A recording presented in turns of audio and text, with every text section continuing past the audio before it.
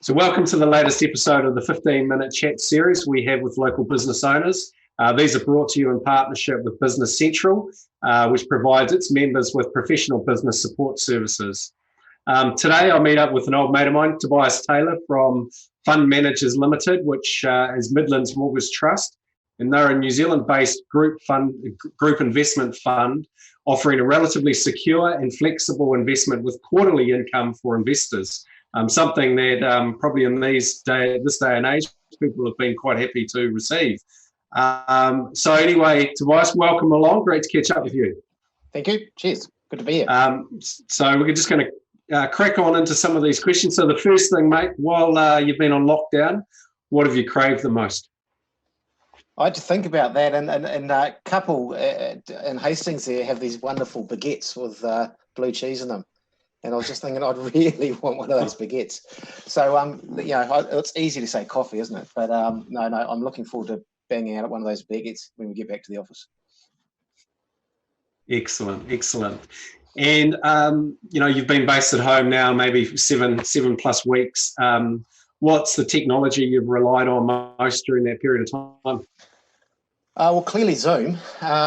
We've other system that we quickly realised wasn't fit for purpose, and we adopted Zoom mainly because everyone else was using it.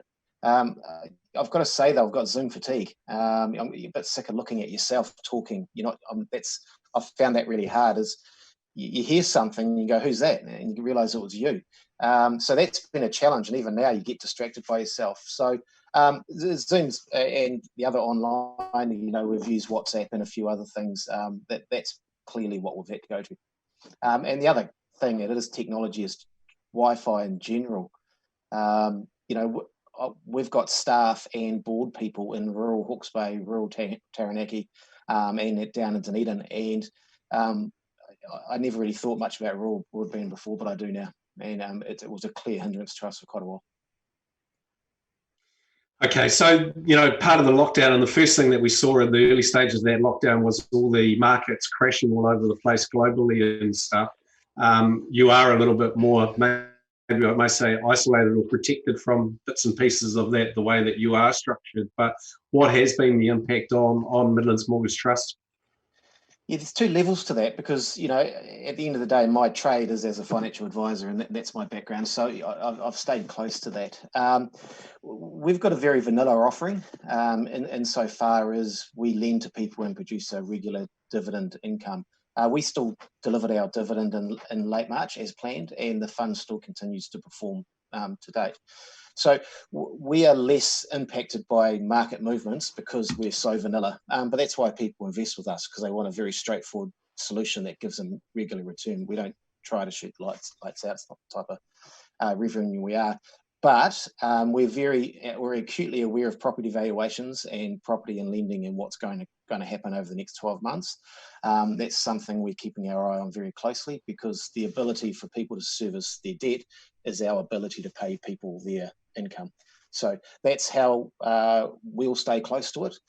In regards to global markets and investing, it has been volatile, but I could go on for quite a while about the people needing to have the right asset allocation for the long term and not the short term. And I'm going to write in the article for Profit this quarter. I make the comment, I'm quite bemused by how many people switched out of their asset allocations in their Kiwi savers and the impact that's going to have on their long-term savings. So it's been a heck of a ride. We've had 2 black swan events within 15 years. That is more than some people get in a career. So we'll learn from it and push through. But investing money, what it says is you need to know what you're invested in, and you've got to understand how those assets perform under different stresses. And so what about your clients and stuff? How have you had panicked investors contacting you, or has there been a lot of reassurance and stuff like that you've had to do, or what's been their general feel? So our investor base would fall into 2 categories. One is that have been with us since inception, since about 2004, and quite a long time, and invested through the GFC, so they've experienced that. And the other bundle would be the more new ones. So we've probably had to do more conversations with the newer investors. And it's more around what we call a quality conversation. So we invested heavily in our relationships about 6 months ago by ensuring we had people on the lending side and the investment side that were relationship based. So that's really shown trumps for us. Our investment manager, Elliot Jackson's done a wonderful job on pre-calling people and ensuring they understand where we sit and where we're at and how a mortgage security operates. I wouldn't say panicked. We've certainly had concerned investors. We've talked them through. What put a lot of our investors at ease was we distributed last quarter 5.1% as an annual distribution. So they were very happy to receive that, considering what was happening everywhere else. And the other part of that, we've got round numbers.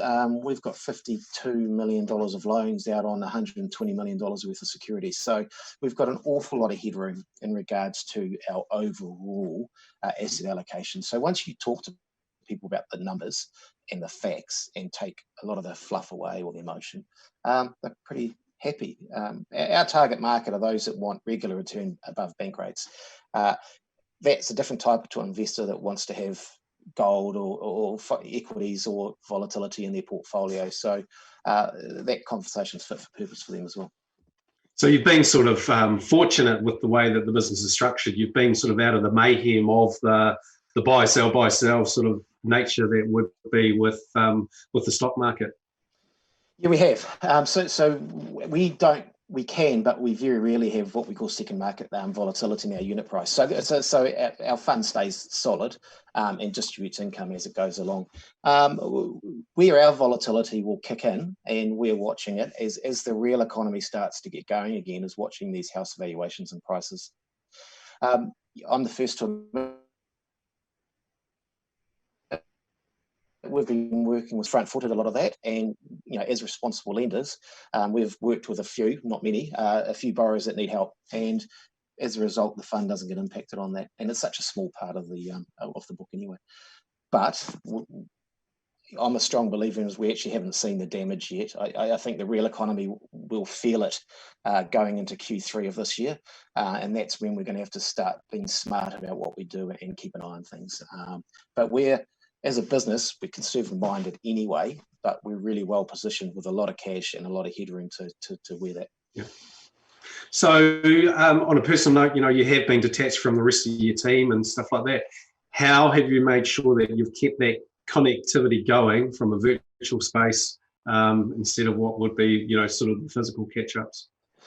We've had our team meetings and all those sort of things anyway. We've made a point of checking in on people. One of the things is the odd thing about this process is I've learnt more about my staff's families than I knew before.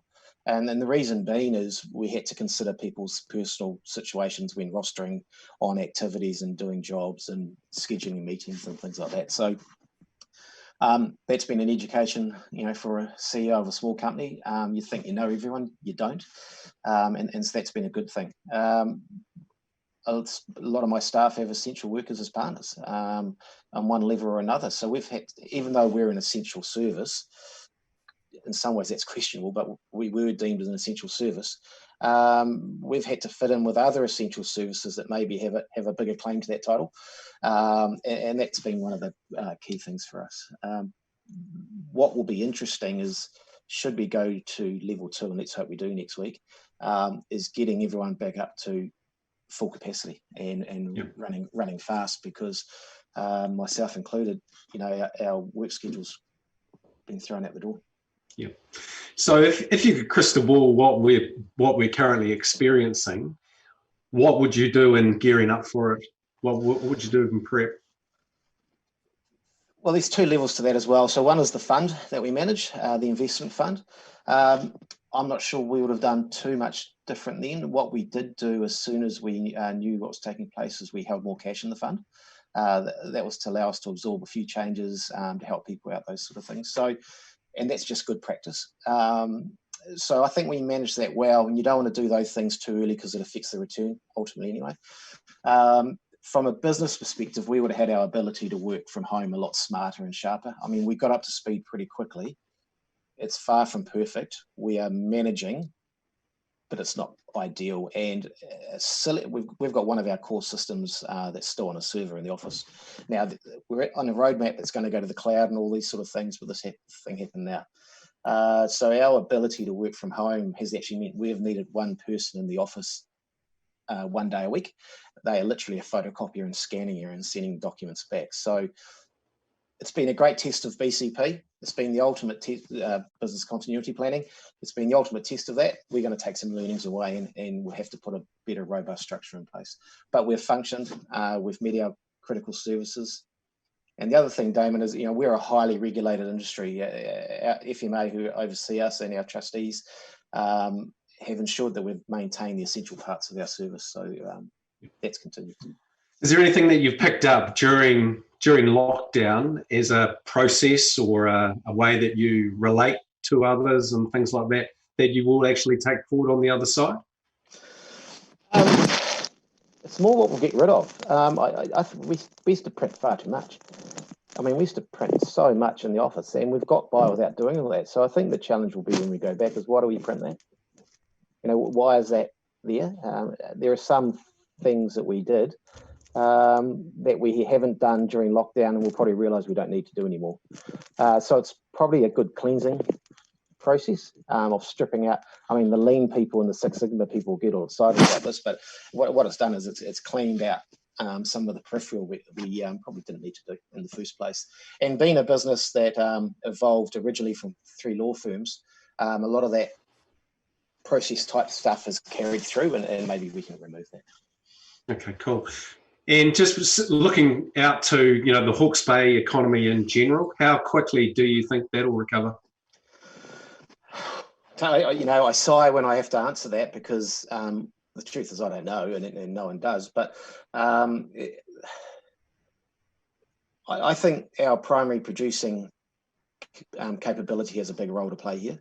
For my personal opinion, I think farmers in the rural sector were getting a bit of an ear bashing, a bit of a social pariah there for a while on a lot of levels, and they didn't deserve that. And they now have the opportunity to lead us out of this and be bigger employers and so forth. So from a Hawke's Bay point of view, we've got some fantastic market-leading primary producers here.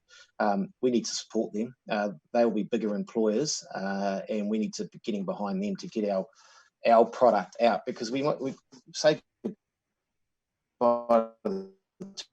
tourism for a while, and I feel really bad for the tourist industry that's based on those cruise liners coming into Napier, based on weekend trippers to events and things like that. That's gone for a while. So I think Hawke's Bay has to focus on getting our produce out rather than people in, and if we get that right, we'll be in a strong position when people can come back.